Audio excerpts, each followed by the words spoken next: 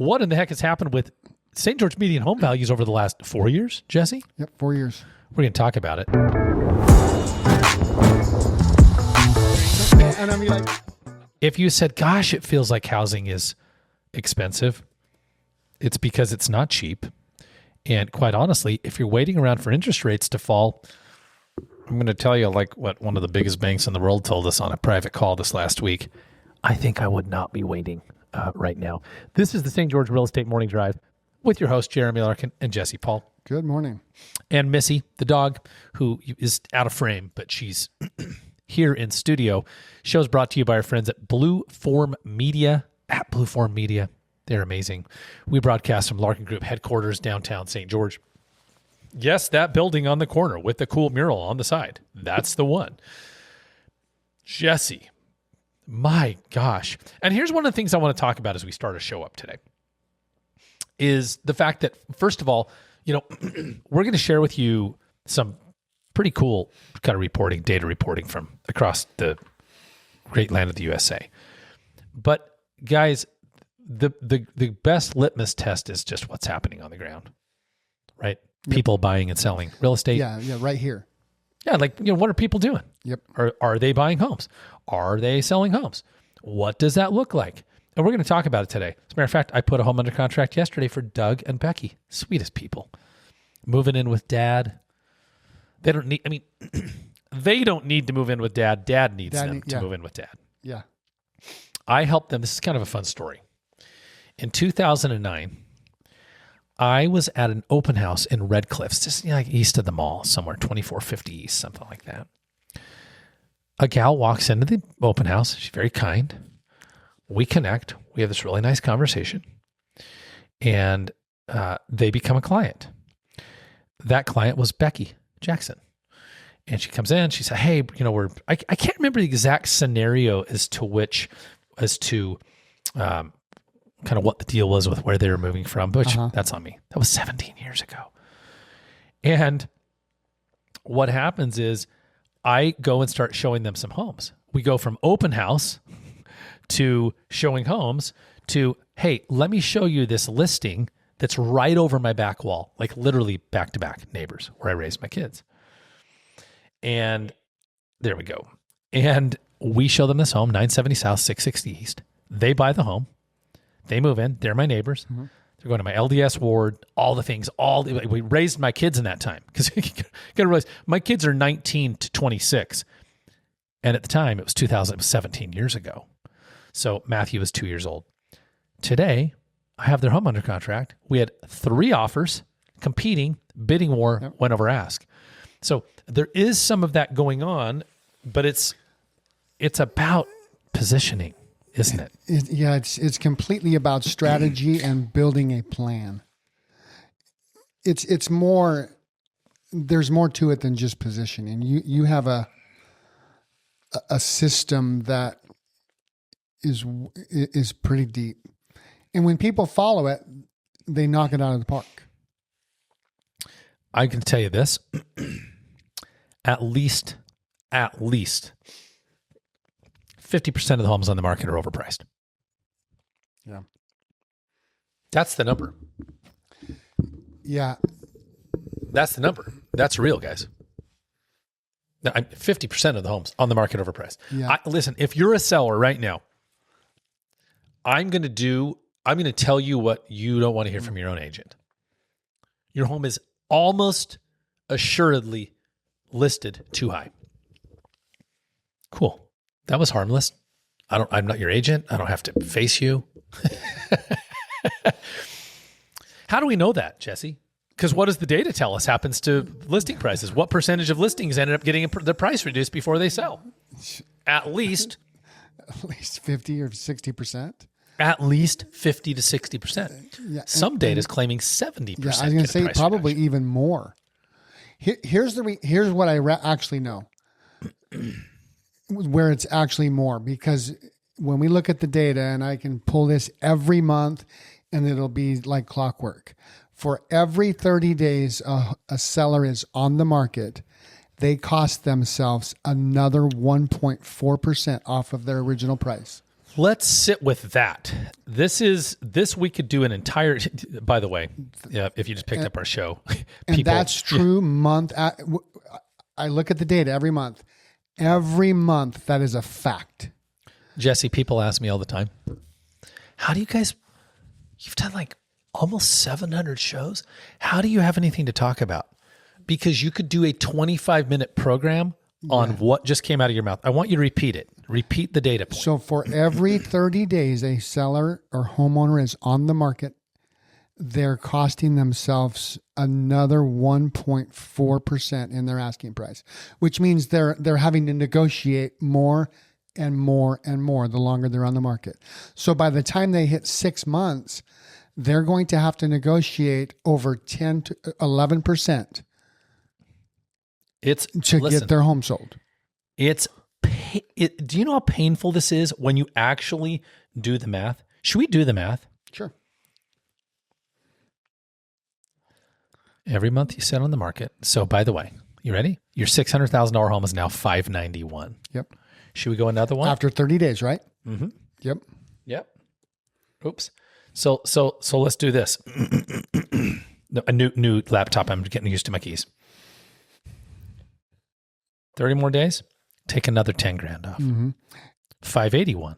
580. And here's what's hard. We just keep going down. Here's what's hard about it for a regular homeowner. We think, well, yeah, but it takes 60 days to sell a house. No, it doesn't. It doesn't. Actually, the homes that are selling for the most money are selling within 2 weeks. Tops 3.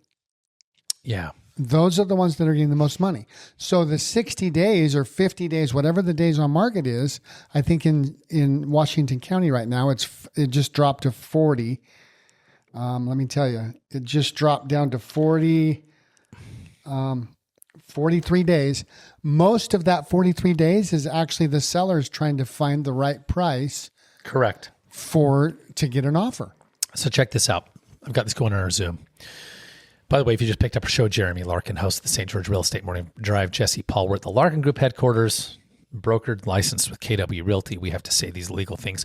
Here's 55places.com, which is a big data aggregation real estate site. Home price growth is slowing, but the impact of price hikes over the last several years continues to affect affordability for many prospective buyers. Mm-hmm. And then here's the great thing about quotes. If you want to know much about a quote, anytime they bold and highlight in yellow the one part, that's the part to read.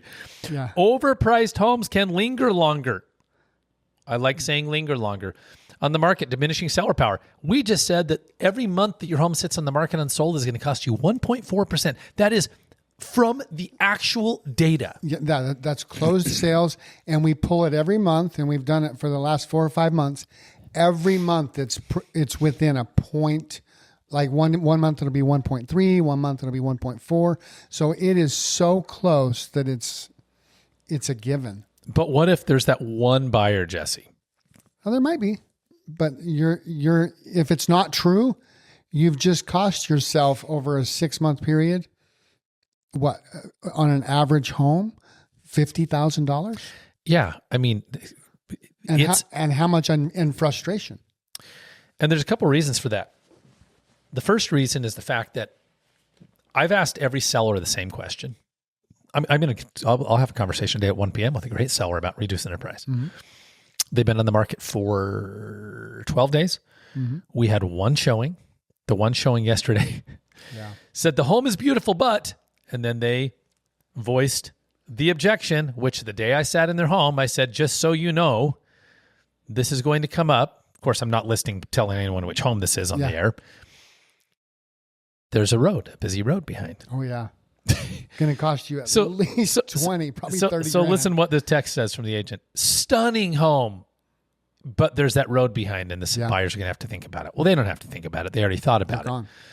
So that, by the way, I dated as a middle-aged man. The second she's thinking about it, guys, just so you know, she's not thinking about it.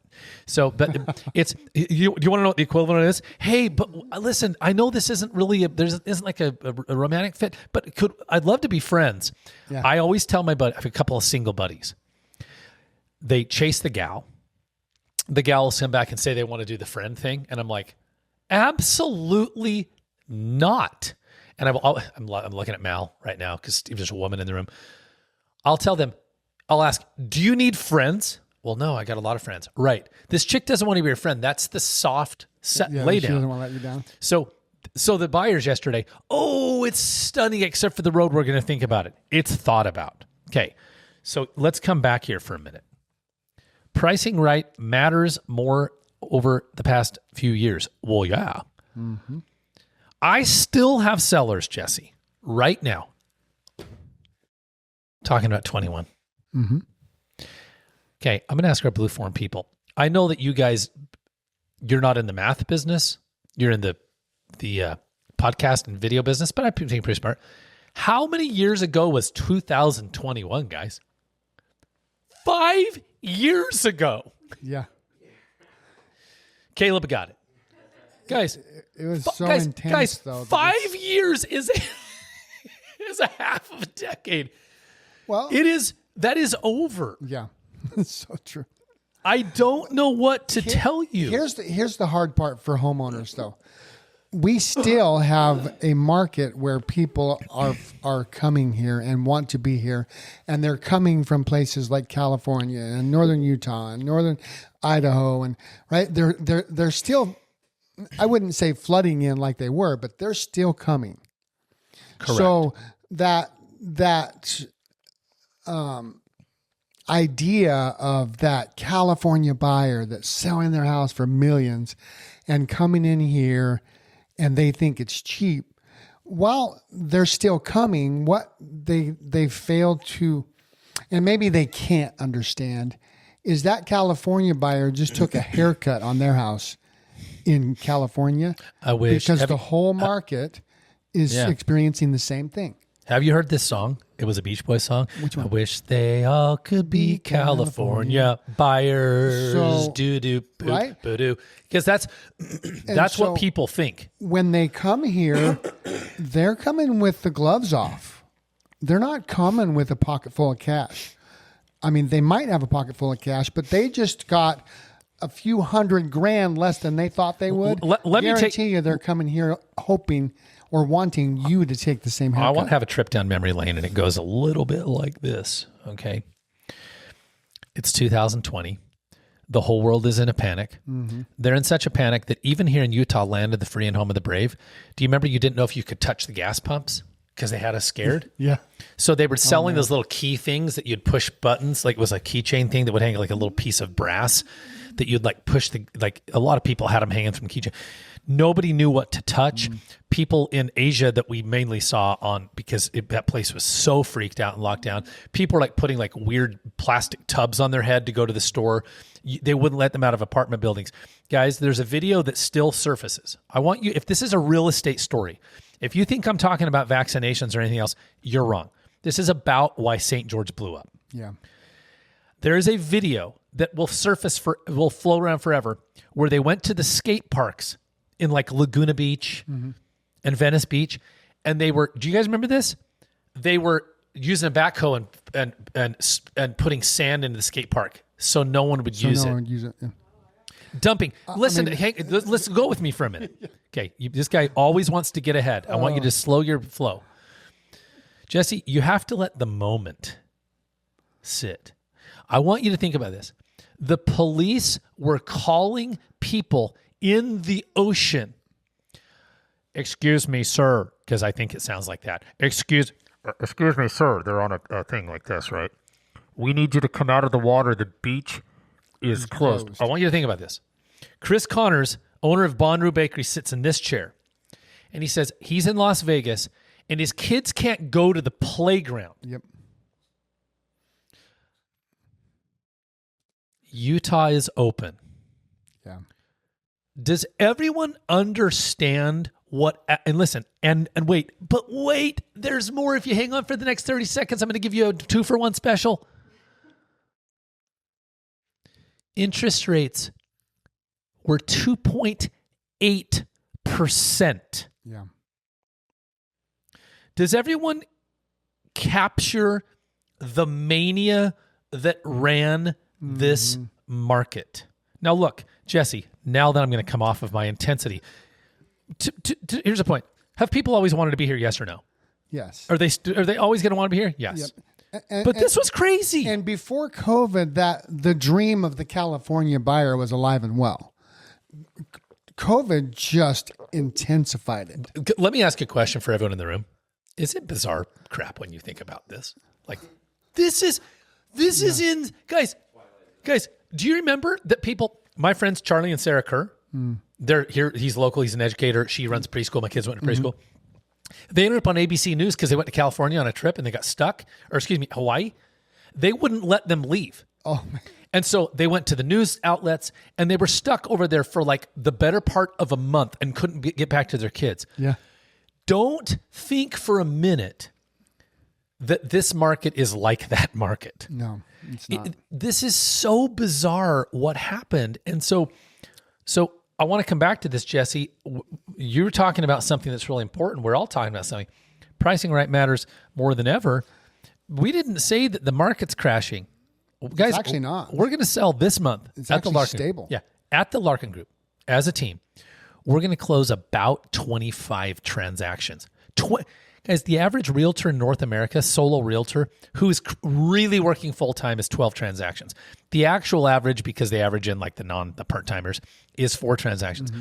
We're going to close twice as many homes in a month, sales for buyers and sellers, families, as the average full-time devoted realtor in America sells in a year. There is plenty of activity. It's just this, Jesse. It's the slide we have on our screen right now is the situation here. The percentage of homes that sold below list price, sold at list price, sold right above list price. So you see this. It's just look at 2020 and 2000. It was really 21. 45% sold above the list price. Well, today, here's what's interesting. This is nation. In 2025, 23% still sold above the list price in America. Jesse, could we get a bidding war on a home right now? Yes or no? We could. Yeah. I got one yesterday. I had one over the weekend. It's not the norm, but it's definitely happening. So it's happening for people that are strategically. I want to talk about what you sent me this morning as we start to come in our final 9 minutes on the show. You sent over something, okay? And I want to talk about it. Let's see if I can get this thing shared. So it's kind of funny looking, but I had to put 2 graphs together to get all 4 years. Yeah, here we go. Okay. Explain to me and the average human.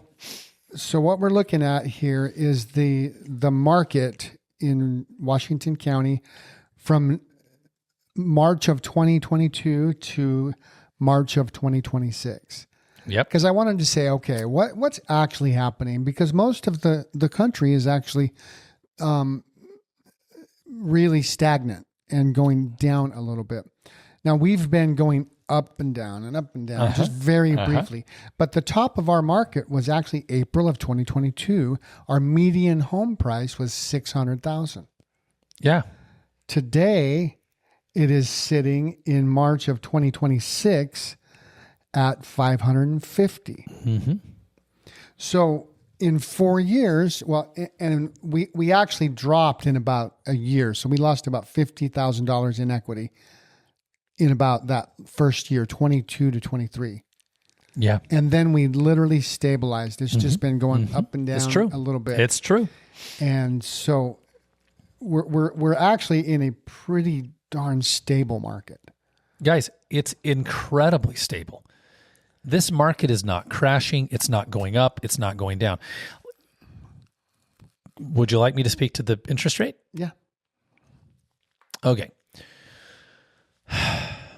The challenge that we have is if we take this 21 conversation, human beings are always holding out for that, like the last great time. Yeah. The good old days. We know this. Well, yeah, right? Yeah, that's so true. And I wanted to speak on, the fact that COVID is still so deep in our minds reminds me of in 2008. That was such a crazy time and intense. Last major market. Right? That was the Great Recession. That was similar to COVID, just in reverse. It was intense. And that lingered in people's minds for how long? Until the market finally started to turn. Well, here's how long it lingered. The fear. Here's how long it lingered. 2007 was 20 years ago. Yeah. I mean, effectively, we're going to round up. Yeah. My mom always rounded up. Yeah. So, I've talked about this on the air. She'd come in my room, Jeremy, it's nearly 8:00. Get out of bed. It would be like 7:20. Yeah. It was so great. So bless Dixie, rest her soul. If you look at 20 years, what a long time that is. We had a builder sit in this conference room a week ago, and they said that they were still, they didn't use the word, but I'll use it, traumatized from losing everything in 2007 and 8, and they'd been afraid to buy building lots and do a lot of spec ever since. Yeah. So that's how deep it was. Okay, so the market dropped until about 2011. It started coming back up. In 2015, people were still remembering the crash of 2008 and worried that it was going to happen again. Today, people are still remembering the intensity of 2021 and hoping it happens again, and afraid that the market's going to crash because it's so expensive. Now, if interest rates drop again, that fear is going to go away and you're going to have a frenzy again. But for right now, they're afraid because of that intensity of that market. So buyers are afraid because of that intensity, the market's going to crash. Sellers are afraid that, man, if they sell now, they're going to miss if it actually comes back. And I'm going to say this to everybody, okay, in our final 4 minutes. I'm going to make a statement and I'm going to tell you what's going to happen with interest rates. Like I know, but I'll tell you what I think. America has a chronic housing shortage. I'm just going to let that hang out there for a second because nobody believes that. Because when we drive around town, we go, what is all this building? Yeah. When mortgage rates dropped to record lows during the pandemic, buyers took advantage of lower costs and bought up a large share of the available homes for sale. This depleted supply and pushed prices to record highs.